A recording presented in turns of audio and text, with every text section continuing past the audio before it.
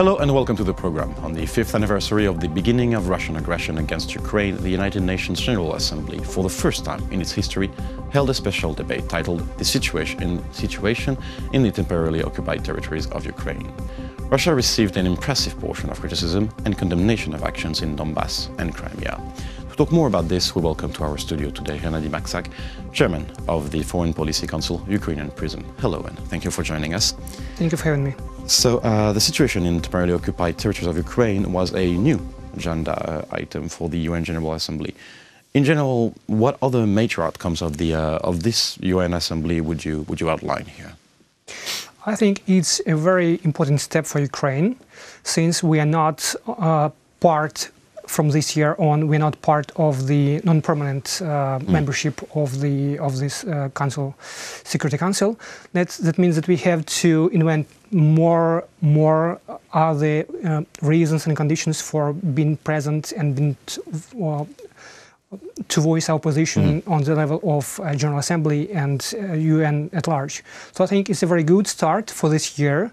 Have to move to more resolutions about the situation in Ukraine, about Russian aggression, and have to make more visible for those who are just hesitant, have to vote during all these meetings and all these committees. But do these resolutions and does the presence of Ukraine in this particular moment have a real influence on the Security Council, on the permanent members, per se? I think maybe it's a very good point to mention that Russia has no possibility to veto this kind of debates we had. Which Russia does a lot. Yeah, it's very good news. Yes, Russia had its flaw. And there were also two other member states who just voiced very concern about the situation, about debate.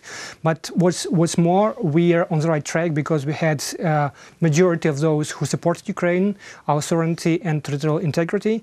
And I think that we had possibility to talk to those who think who are neutral at the moment. And we know that Russian outreach is much more big when it comes to propagating, to disinform.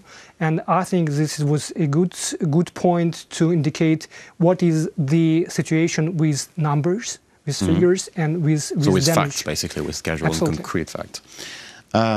Now, what's the...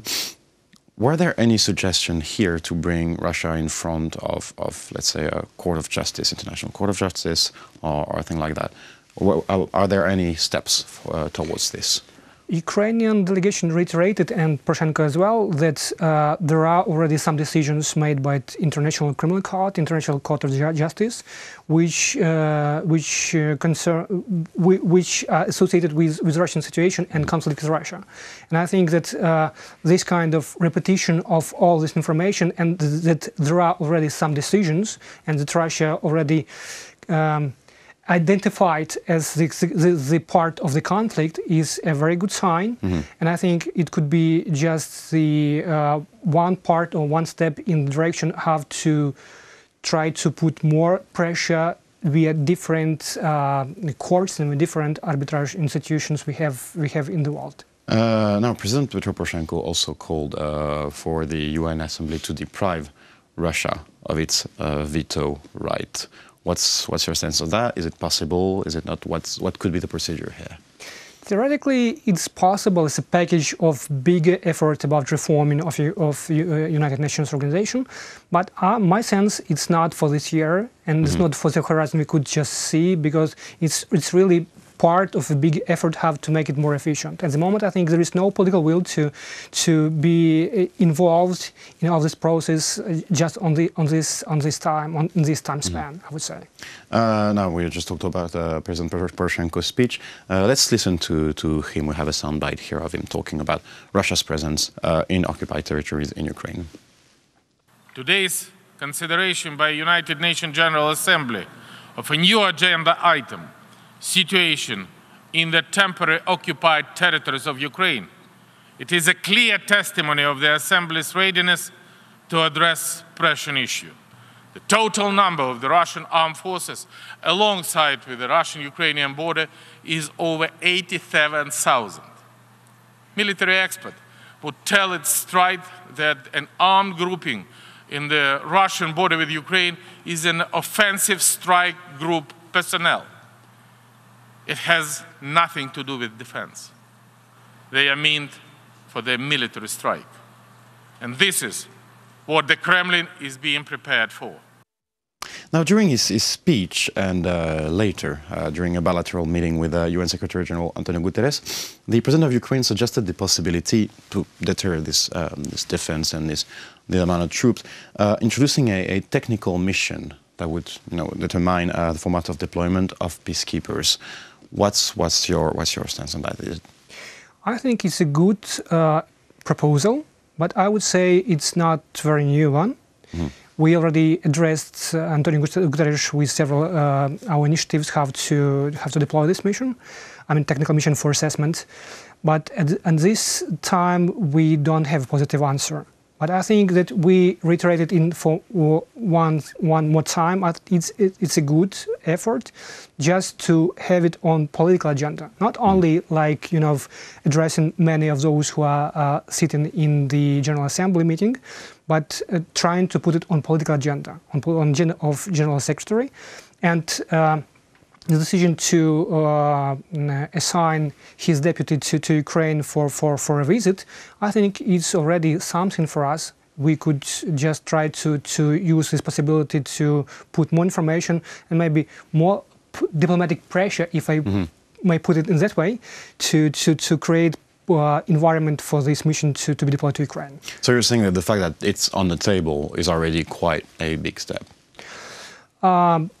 Because all what we need at the moment is political will. It is a legitimate right of General Secretary of UN to deploy this mission. It's his right, but I think that there is something which of concern for him that this decision is not taken. Now, after this speech and after Ukraine delegation came to the United Nations General Assembly, Russia's reaction, well, they weren't happy, and there was more than expected. Can the UN really and other countries really pressure Russia on that matter? I think the number of resolutions we have that were adopted in UN. This is a good indication, and Petro Poroshenko just mentioned that we are grateful for the solidarity we have, and that we have these resolutions about territorial integrity, about human rights, about militarization of Crimea. I think that we have already some experience. The problem we have at the moment that we are not that big advanced in issue of this peacekeeping mission.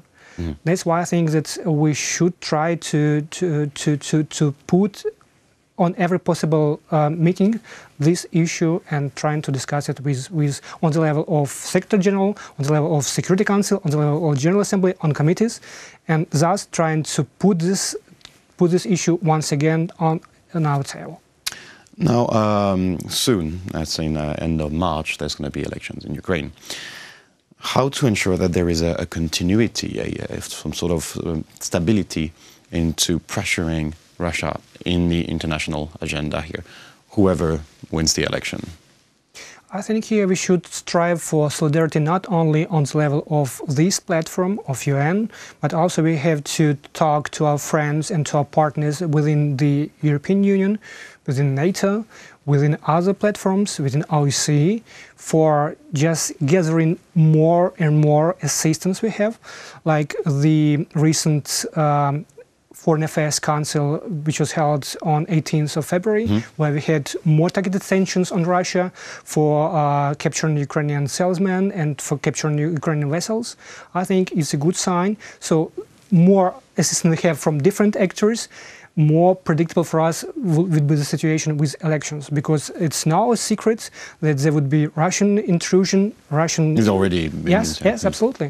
And I think more understanding of that is a part of our activity, how to make this situation more, be more informative for those who are our partners. So do you see, well, that speech yesterday, and do you see some sort of change and a real change now since compared to 5 years ago, for example? You mean on the level of on the level of international community? Is there some sort of like new awareness, or do you think, are you optimist about this awareness? I'm restrained in my optimism, but I'm still an optimist. What I'm trying to say with this, that we have to double down on information campaigns. Have to make it more clear for our partners, for those who are hesitant about the voting, what's going on the territory. And that we have half an hour of facts and numbers put on the table. I think was a good idea. And I think we are on a good track, although it's quite difficult to counter 24/7 activity of Russian propaganda machine. We know that. So you're saying that the key here is fighting disinformation? We have no other way. Thank you very much. It was a pleasure to have you in the studio. That was Hennadiy Maksak, chairman of the Foreign Policy Council, Ukrainian Prism. Thank you for watching the program and stay tuned for the rest.